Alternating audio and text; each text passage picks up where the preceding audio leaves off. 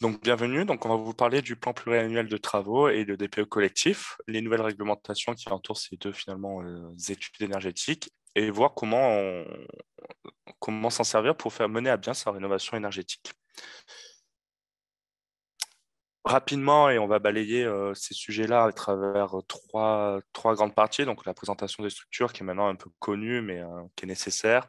Le contexte évolution réglementaire qui sera présenté par Romain Taon, qui est à ma compagnie, que vous pouvez voir à la caméra. Puis le parcours de la rénovation et on voit finalement l'intérêt d'avoir de ces deux études, le DPE collectif, donc le diagnostic de performance énergétique, et le PPT, donc plan pluriannuel de travaux, et comment ils vont servir à la rénovation énergétique. Donc sur la présentation des structures, je pense que vous avez déjà peut-être entendu parler de nous. Nous sommes le service public de la rénovation de l'habitat, c'est le sigle SPRH qu'on voit tout en haut à droite de la diapo.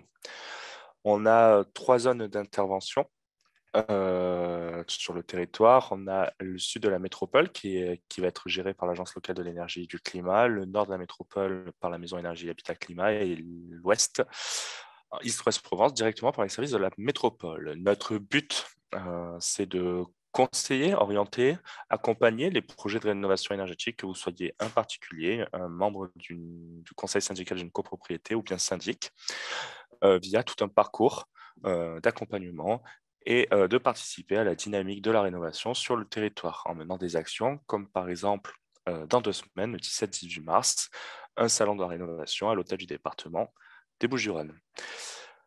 On trouve aussi comme structure accompagnant les ménages sur la question de la rénovation énergétique, la DIL, l'Agence départementale d'information sur le logement, qui porte, elle, des compétences juridiques. Donc, les compétences de chacune, c'est de la diapo juste après. Le service public de la rénovation énergétique, avec le petit logo France Rénov. Pour l'explication, France Rénov, c'est la marque nationale qui va être une grande marque nationale qui porte la communication et il va avoir une déclinaison locale sur l'ensemble du territoire métropolitain de structures qui vont accompagner les ménages directement de manière à proximité finalement.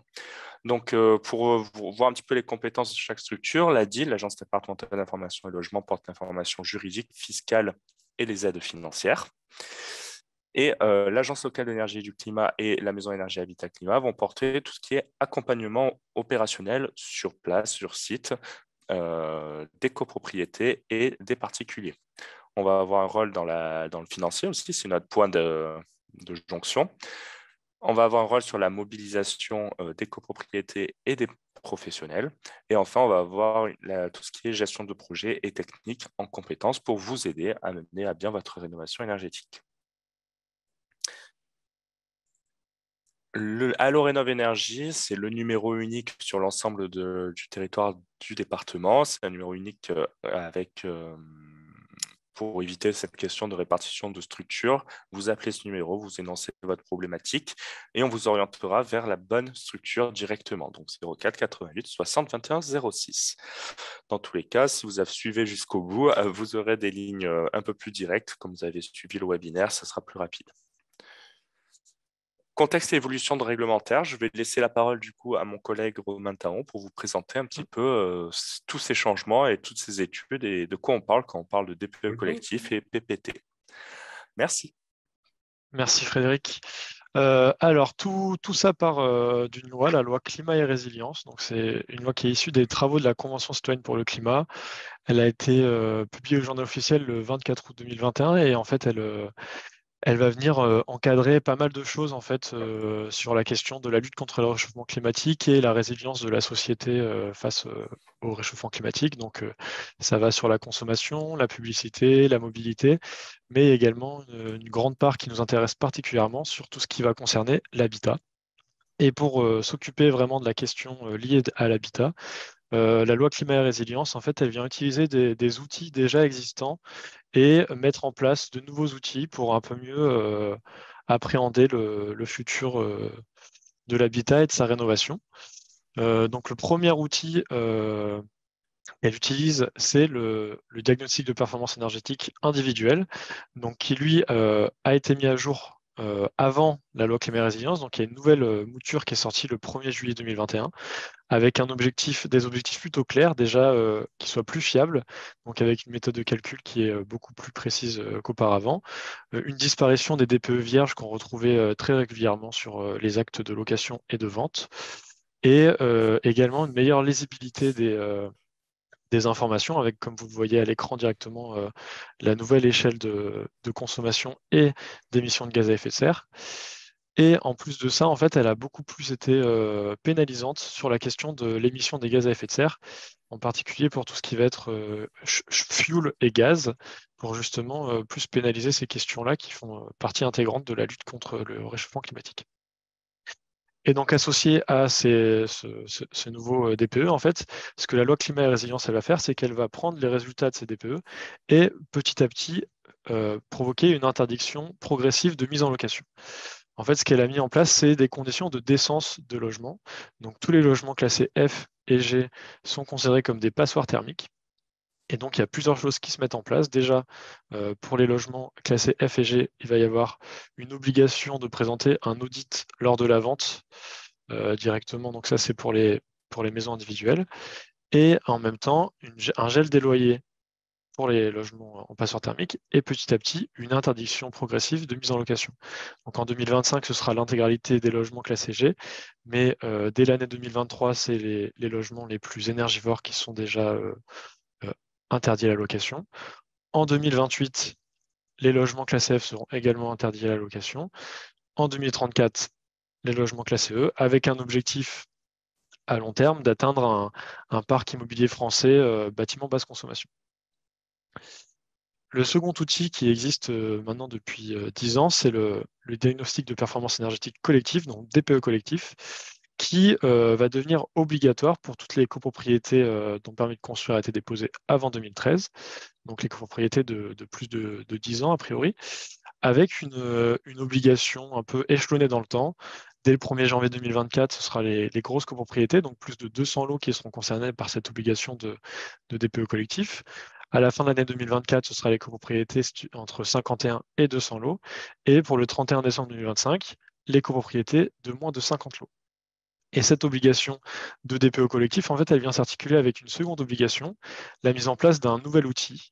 Le sujet principal de toute cette présentation, on va dire, le plan pluriannuel de travaux, PPT. Donc ce plan pluriannuel de travaux, il va concerner toutes les copropriétés de plus de 15 ans qui comprennent des immeubles à destination partielle ou totale d'habitation. On entend ici habitation principale, mais également habitation secondaire. Donc vous remarquez que ça concerne toutes les copropriétés qui vont avoir besoin de faire un DPE collectif et un peu plus. Là, encore une fois, on retrouve une obligation échelonnée dans le temps. Depuis le 1er janvier 2023, ce sont toutes les grosses copropriétés de plus de 200 lots qui sont déjà concernées par cette obligation d'élaboration d'un plan pluriannuel de travaux. Dès l'année prochaine, donc 2024, ce sera les copropriétés de 51 à 200 lots. Et enfin, pour le 1er janvier 2025, on va retrouver toutes les autres copropriétés, donc moins de 50 lots. Et qu'est-ce qu'on va retrouver dans ce plan pluriannuel de travaux, en fait? Déjà, les objectifs de ce plan pluriannuel de travaux qui ont été mis en place par la loi climat et résilience, ça va être de protéger la santé et la sécurité des occupants. Donc en fait, il y a vraiment, dans un premier temps, toute une question de sauvegarde de l'immeuble, préserver les bâtiments, c'est-à-dire qu'on va s'assurer que les bâtiments ne vont pas s'effondrer sur les 10 prochaines années. Et il y a un second pan sur la rénovation énergétique du bâtiment, donc avec une réalisation d'économies d'énergie. La loi prévoit 35% d'économies d'énergie dans ce plan pluriannuel de travaux, et donc associé à ces économies d'énergie, nécessairement une réduction des émissions de gaz à effet de serre. Comment est-ce qu'il met ça en place? Attends, Fred, t'es un peu trop vite là. Avec un échéancier précis étalé sur 10 ans. Donc l'idée, ça va être sur les 10 ans de prévoir tous les travaux qui sont réalisés, avec la liste exhaustive de toutes les choses qui sont à prévoir. Ça va du ravalement de façade simple au remplacement de chaudière, aux différents travaux d'entretien réalisés sur les ascenseurs, etc. Et une estimation de coûts par poste de travaux qu'il y aura à faire pour pouvoir les hiérarchiser et les prioriser. Et ce plan pluriannuel de travaux, il va venir s'articuler avec le fonds de travaux. Et du coup, il va falloir tous les ans mettre à l'ordre du jour en Assemblée générale les travaux à réaliser sur l'année, les valider pour pouvoir lancer toutes les questions de devis, etc., mais également lever des fonds parce que la loi prévoit également d'avoir tous les ans au moins 2,5% du coût global du plan pluriannuel de travaux qui soit sorti à travers le fonds de travaux. Donc tout ça, ça se fait bien sûr à travers les modalités de vote qu'on connaît déjà en copropriété et en assemblée générale, bien évidemment. En résumé, si on reprend un petit peu tous les éléments qu'on a vus à travers la loi climat et résilience, on voit différentes choses. Donc, depuis l'année dernière, le DPE est devenu opposable. Donc, ce que ça veut dire, c'est que si jamais le DPE ne correspond pas à la réalité, en tant que nouveau propriétaire ou locataire, vous pouvez faire valoir vos droits.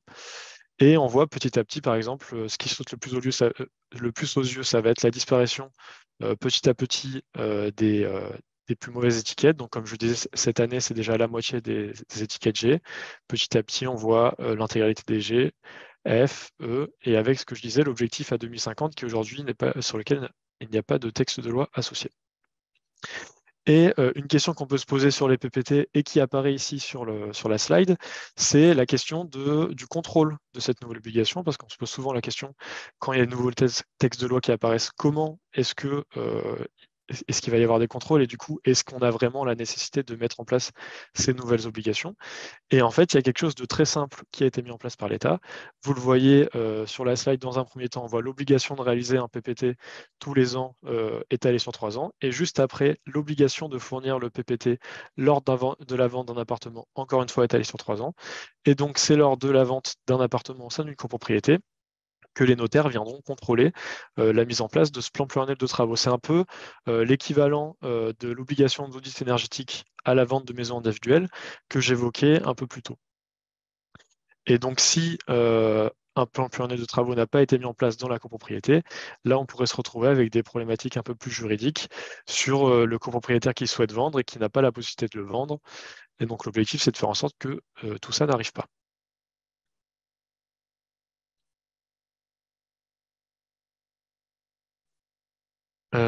Sur le parcours de la rénovation en copropriété, Frédéric, est-ce que tu veux reprendre la parole? Je peux reprendre la parole.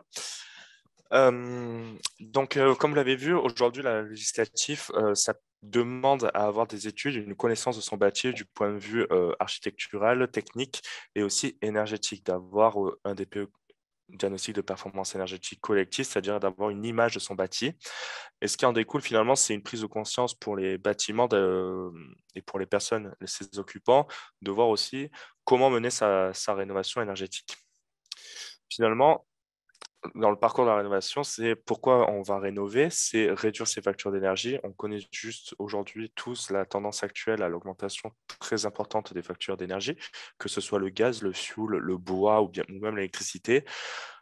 On est sur certaines sources d'énergie, on est protégé par un bouclier tarifaire qui sont de différentes natures, mais on a une tendance à l'augmentation. La rénovation énergétique, c'est aussi valoriser son patrimoine, c'est-à-dire à minima de maintenir la valeur de son bien, qui ne se dégrade pas avec le temps, et au mieux augmenter la valeur de son bien. C'est aussi améliorer le confort, aussi bien thermique en été qu'en hiver. Et c'est la rénovation énergétique, c'est aussi, et c'est là où on va rejoindre le PPT et DPE collectif, c'est anticiper les futures réglementations. L'idée, c'est qu'aujourd'hui, on nous demande d'avoir une connaissance du bâti, de planifier des travaux. On peut aussi revenir un petit peu sur le sujet et dire, la première année de mon plan pluriannuel de travaux, moi, c'est les travaux de rénovation énergétique qui doivent nous intéresser, doivent devenir prioritaire. Et donc, je me mets directement en conformité avec la réglementation, puisque j'ai une copropriété qui va se rénover et qui, en plus, aura toutes les pièces nécessaires, c'est-à-dire le DPE collectif et le plan pluriannuel de travaux. Bien sûr, la rénovation, c'est participer à la réduction de son impact environnemental et c'est aussi une démarche collective dans les copropriétés. C'est remettre parfois du lien entre les copropriétaires autour d'un projet, sachant que on favorisera toujours des projets, les projets les plus audacieux sur la métropole, c'est des projets où finalement beaucoup de monde se sont mis autour de la table et ont commencé à discuter sur qu'est-ce qui devait être mis en place. Concernant la valorisation du bien, c'est ce que je vous disais là, il y a quelques minutes, c'est ce qu'on va appeler la valeur verte, c'est-à-dire l'augmentation de valeur engendrée par une meilleure performance énergétique. Là, on a une étude des notaires qui est sortie en 2021 sur les ventes 2020. Donc, on attend la version 2021 sur les ventes, non, 2022 sur les ventes 2021, etc., mais qui doit sortir sous peu.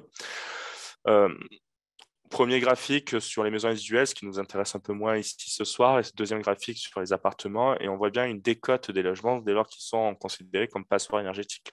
C'est-à-dire qu'un bien qui va nous coûter, qui va avoir une valeur marchande de 100 000 € sur le marché, s'il est en F ou G, on va plutôt avoir tendance à le vendre autour des 89 000.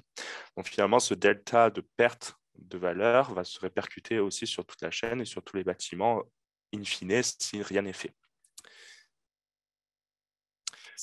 Comment peut-être on peut vous accompagner tout le long de ce parcours? C'est la première étape, c'est le déclenchement, la préparation. Donc peut-être certains d'entre vous se sont juste connectés pour avoir de l'information sur tout ce qui allait se passer. C'est peut-être le moment du déclenchement d'un processus. Euh, ou bien vous êtes déjà lancé, ça peut être qu'un rappel. Donc le but, c'est ce qu'on appelle le déclenchement préparation, c'est de vous rencontrer par un échange téléphonique, un échange de mails, récupérer certaines pièces euh, que vous aurez en votre possession, comme un audit, un DPE déjà, et de pouvoir balayer et faire un état des lieux, on va dire, macroscopique de votre copropriété, de vos besoins et de ce que vous avez envie de faire pour la copropriété, ou bien juste simplement pour répondre à la contrainte réglementaire de dire je veux être bien entouré pour réaliser mon plan pluriannuel de travaux, mon DPE collectif. Comment faire? Notre but, c'est de vous accompagner du coup sur cette étape de réflexion, d'échanger avec le conseil syndical, les copropriétaires qui seraient intéressés à la démarche et bien sûr le syndic pour avoir vraiment les trois ensembles de la copropriété. Ensuite, on va vous accompagner. Alors, bien sûr, je précise, c'est vrai que je ne l'ai pas fait depuis le début. Nous sommes une association et nous portons un service public. Comme nous sommes un service public, c'est-à-dire que nous sommes gratuits et neutres pour les copropriétés, ce qui a été important à souligner. Au niveau de la phase étude, on va vous aider à qualifier et à rechercher la meilleure étude, l'étude la plus pertinente pour la copropriété. Aujourd'hui, on vous en a présenté deux, le plan pluriannuel de travaux, le DPE collectif, alors qu'ils ne sont pas forcément incompatibles, qui sont même compatibles. On va parler aussi d'audit, on a parlé, fut un temps, d'audit global, de diagnostic technique globale, d'études de faisabilité. Bref, on a aujourd'hui un arsenal d'études possibles tout ont leur intérêt, mais aussi leurs défauts, et toutes ne permettent pas forcément d'atteindre vos objectifs. Donc, l'idée, c'est de vous aider à voir clair dans ce champ d'études et de sélectionner la bonne qui pourrait vous permettre de répondre au contexte réglementaire, à vos besoins en priorité, et aussi aux aides financières derrière. La troisième partie, c'est la conception-réalisation. Donc, c'est là, on va vous aider à vous entourer de professionnels compétents, sachants et qui sauront répondre à l'ensemble des besoins de la copropriété via des cahiers des charges, via des listes de professionnels, et on va vous aider à les rencontrer. On va participer avec vous aux rencontres, voire tenir des réunions d'information et des permanences au sein de la copropriété pour que finalement, au moment du vote, tout le monde vote en toute connaissance de cause. Finalement, autour du projet, ce qui est important, peut-être de la compréhension, c'est qu'il y a beaucoup d'acteurs. On a des acteurs que l'on voit très clairement, qu'on identifie facilement, et puis tous ceux qui sont derrière, cachés. On a autour du projet les décideurs, les représentants, c'est le syndicat des copropriétaires, les copropriétaires directement, qui ont élu un conseil syndical, donc ça va être les personnes qui vont être mises souvent en avant sur le projet parce qu'elles vont avoir une réflexion et puis elles se réunissent souvent, et le syndic qui va être gestionnaire, qui va vous représenter. Autour, on va avoir les accompagnants, c'est-à-dire la maîtrise d'œuvre, donc l'architecte, le bureau d'études qui va porter la réalisation des travaux, l'assistance à maîtrise d'ouvrage qui va vous aider, vous, notamment sur l'ingénierie sociale et financière, les bureaux d'études pour le PPT, le DPE collectif, et la LEC, où finalement, nous, on va avoir un rôle dans cet environnement de boussole, d'orientation à chaque étape, de vous orienter vers le bon interlocuteur. Et finalement, encore autour de cette sphère, on pourrait rajouter plein d'autres acteurs. J'en ai listé quelques-uns, mais ils sont non exhaustifs. On a bien sûr les services de l'urbanisme, l'organisme de contrôle, l'ANA, l'Agence nationale de l'amélioration de l'habitat, les assurances, les locataires, bien sûr, ils font partie de la copropriété, Alors, ils n'ont pas le droit de vote, mais ils font partie de la copropriété. Les caisses de retraite et autres, les banques, les entreprises, les CAUE, donc les syndicats des architectes. Donc, finalement, tout ce monde se cache encore derrière.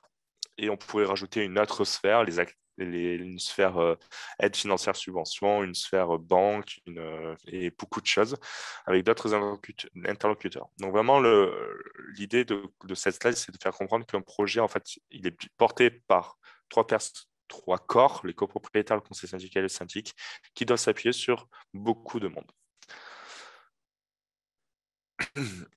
J'ai zoomé sur une partie du parcours et on pourrait faire pareil avec toutes les autres parties du parcours.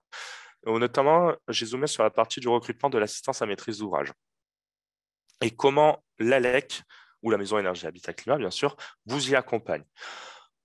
On va faire d'abord une aide à la consultation. Il faut consulter des entreprises. Pour ça, on va fournir une liste de professionnels. C'est une liste, tous les professionnels RGE peuvent se référencer chez nous. Et nous, on va faire une vérification des qualifications et des assurances et on va faire un rétrocontrôle dessus.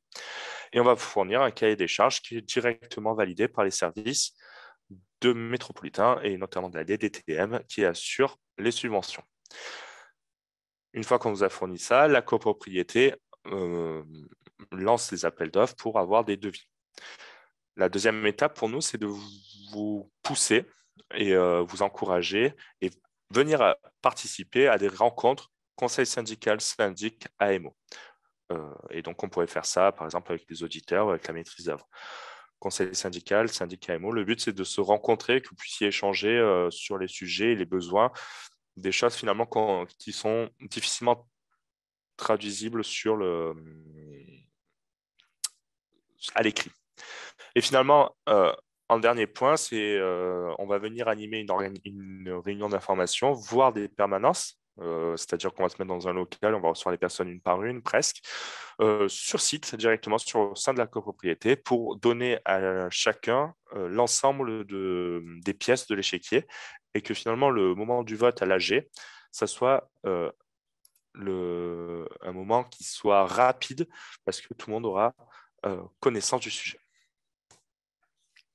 Rapidement, sur les aides financières, on ne va pas rentrer dans le débat ce soir. Il y aura un webinaire très prochainement dédié aux aides financières en copropriété, parce que c'est très compliqué, qu'on n'aurait pas eu le temps de vraiment aborder toutes les aides financières.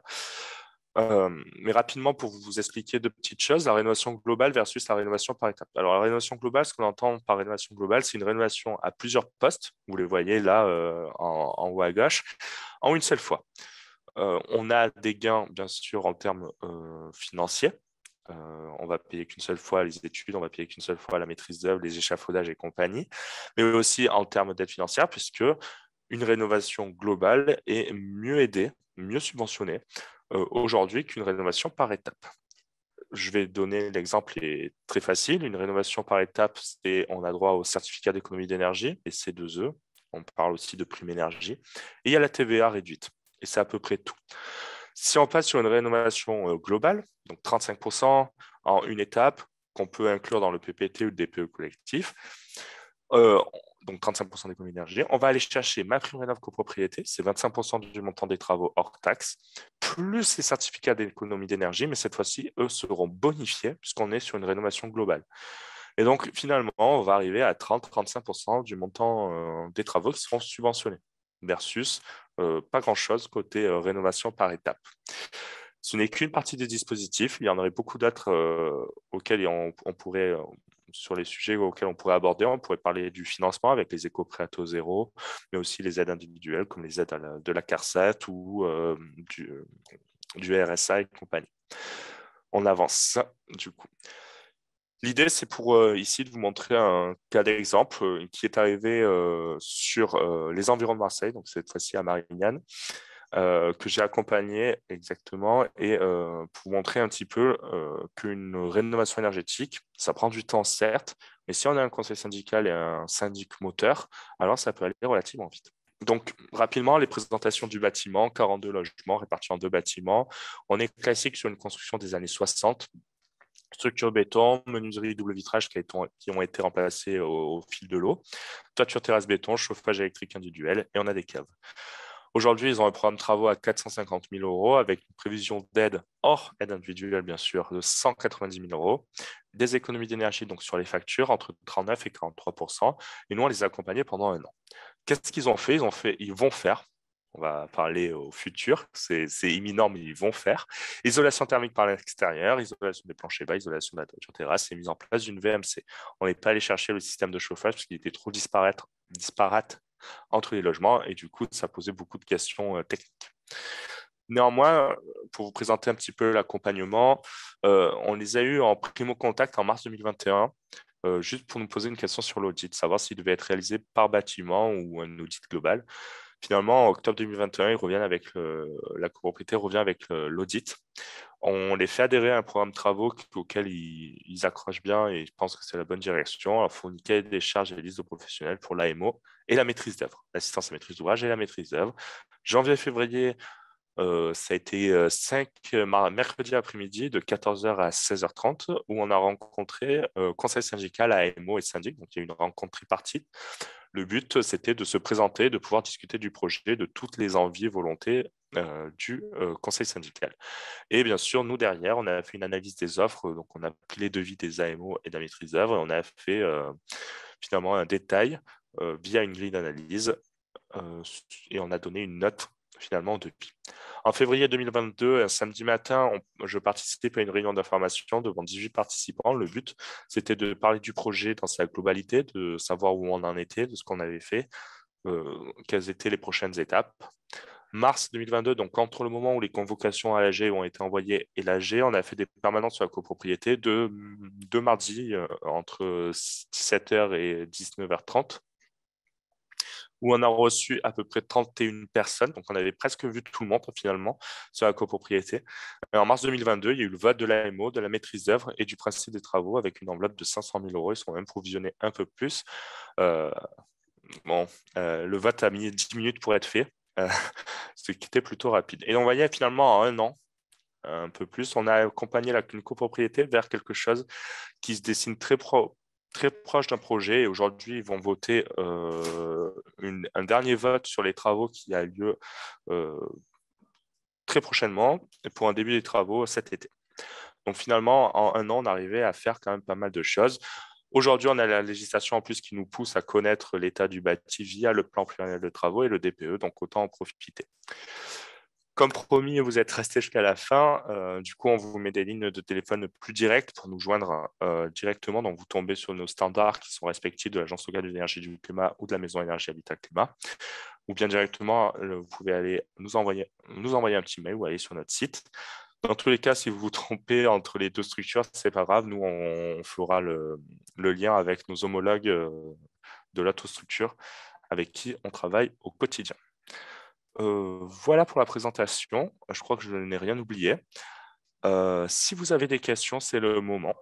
On a un petit quart d'heure maximum de questions, donc n'hésitez pas.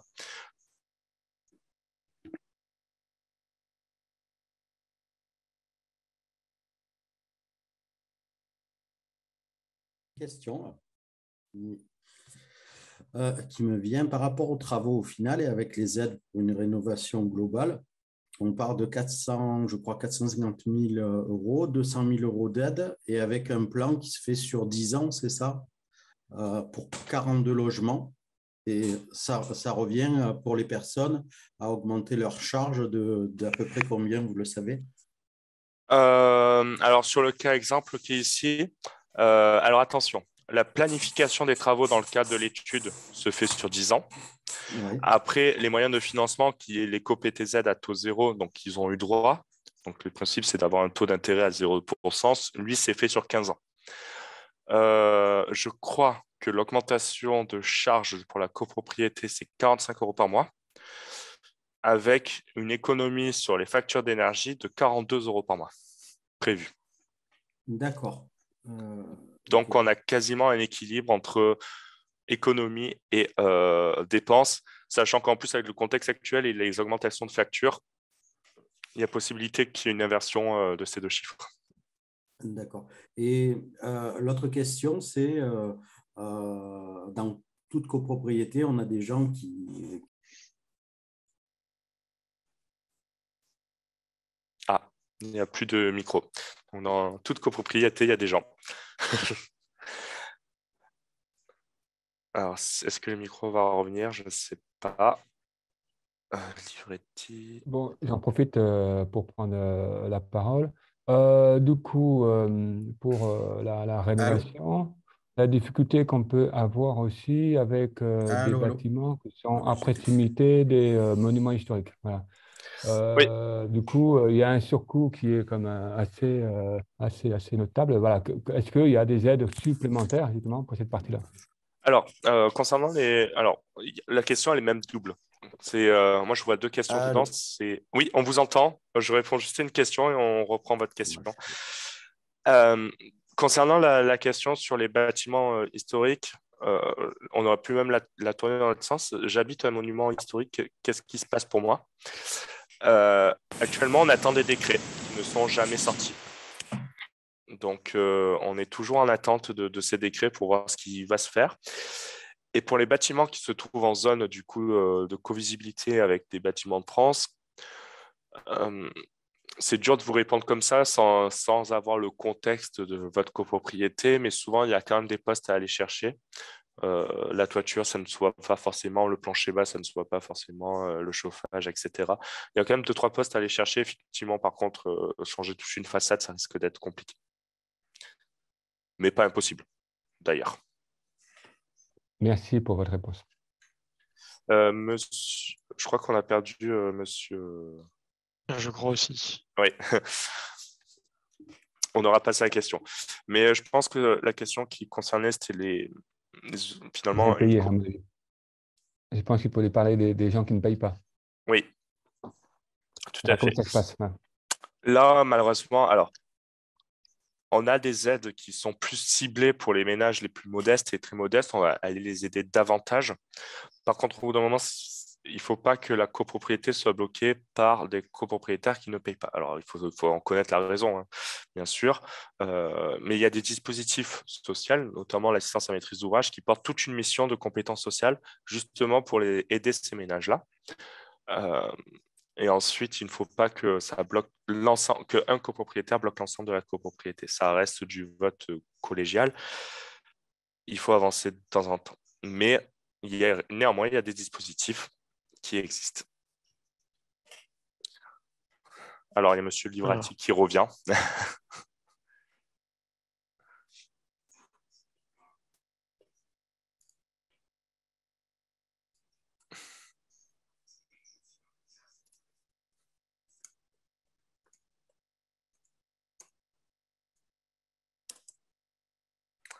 Est-ce que... Non, on n'a pas la question. Bon, J'en profite pour une autre, du coup. allez-y. La prochaine webinaire sur les aides financières, elle est prévue pour quand? Fin mars au plus tôt. Ou plutôt, il y a plus tard? Et au plus tard, tout début avril. Bon, ça va, ok. Non, pour être clair, là, on va être chargé sur l'animation des rendez-vous de la rénovation qui se tient à l'hôtel du département. Après, on aura un peu plus de temps pour organiser le prochain webinaire. J'ai pu me reconnecter là. Oui, allez-y. Alors, la question, c'était, dans les copropriétés, on a des personnes qui arrivent et d'autres qui partent, donc qui vendent. Comment ça se passe par rapport à un plan qui aura été engagé sur des travaux, sur des personnes qui sont sur le point de vendre et qui ne veulent pas forcément faire des travaux, qui sont sur 10 ans? Est-ce qu'ils sont engagés au prorata de leur présence, je suppose? Alors après, Est-ce que c'est- quand vous parlez des 10 ans, vous parlez plutôt du plan pluriannuel de travaux, du coup? Oui, Voilà. en fait, je ne vois pas bien le montage tel qu'il est fait, mais En- j'ai compris que sur un plan de rénovation globale, les charges, elles vont être, sur l'exemple qu'on a eu, de l'ordre de 45 euros. Mais donc, au moment où ça aurait été voté, la personne qui est copropriétaire, est-ce qu'elle vote pour un investissement total de sa part? Je ne sais pas si c'est clair ma question. Alors, en fait, il y a deux choses complètement différentes. Si on est dans le cas d'un plan pluriannuel de travaux, ce qui se passe, c'est que la copropriété, elle s'engage à dire, voilà, pendant 10 ans, on va prévoir de faire ça, et tous les ans, ils votent, ils mettent au vote les travaux prévus dans l'année. Et donc, D'accord. effectivement, le copropriétaire qui sera là au début, il va effectivement voter le plan, mais après, c'est chaque année, on va faire des levées de fonds à travers le fonds de travaux, et donc il sera concerné sur la partie où il est présent. Et après, comme on le disait tout à l'heure, ce plan pluriannuel de travaux, il sera joint à la vente de l'appartement et donc le futur copropriétaire sera au courant de ce qui est prévu dans la copropriété dans les années à venir. Surtout que c'est un plan qui est prévu sur 10 ans, mais au bout des 10 ans, il faut en refaire un. Il y a quand même, c'est pas juste pendant les 10 prochaines années et après c'est terminé, donc c'est quelque chose qui sera renouvelé.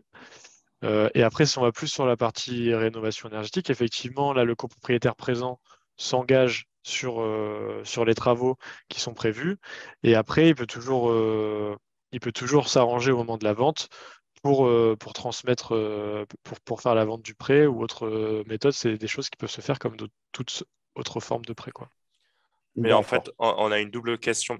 Si le copropriétaire qui s'engage à faire les travaux paye au comptant, a les sous sur son compte et donne toute la somme, il n'y a pas de problème. Au moment de la vente, il pourra justifier qu'il y a des travaux qui sont en cours, donc une valorisation de son patrimoine. Maintenant, s'il s'est engagé sur un prêt, même un prêt collectif, c'est-à-dire à l'échelle de la copropriété, ça se règle comme un prêt classique, c'est-à-dire on solde le prêt au moment de la vente par l'acte notarié. D'accord.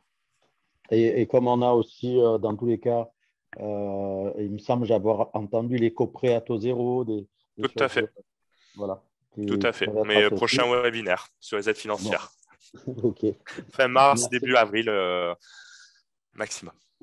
Ok, bon, je vais vous laisser. Moi, justement, je vais aller à une petite réunion de copropriétaires. C'est pour ça que je vous posais des questions Il n'y sur a le pas de sujet. souci. N'hésitez pas si vous avez besoin à nous rappeler. On est un service gratuit, donc n'hésitez pas. Je vous remets le numéro de téléphone. Merci beaucoup. Je vois que c'est enregistré. Du coup, il y a possibilité de le revoir. Oui, oui, oui. Alors, on va couper toute la partie questions parce qu'on Oui, vous entend et puis on peut voir vos noms. On va juste garder la partie présentation et on vous le diffusera par mail directement d'ici une petite 2 semaines avec le rendez-vous de la réunion qui nous prend du temps, mais d'ici 2 semaines. d'accord. Et nous, on peut faire suivre aux copropriétaires. C'est un peu le but Vous du jeu. pouvez faire tout ce que l'on veut, on peut fournir pour une copropriété, que ce soit compte rendu, cahier des charges, webinaire ou autre. Tout est gratuit et accessible pour tout le monde, donc allez-y. Allez, super. Diffusez auprès de votre Ce sera mis copropriétaire. en ligne normalement sur la plateforme YouTube, donc ce sera disponible vraiment publiquement pour tous. Allez, super. Merci beaucoup. Bonne soirée. Bonne soirée. Bonne Au soirée. revoir.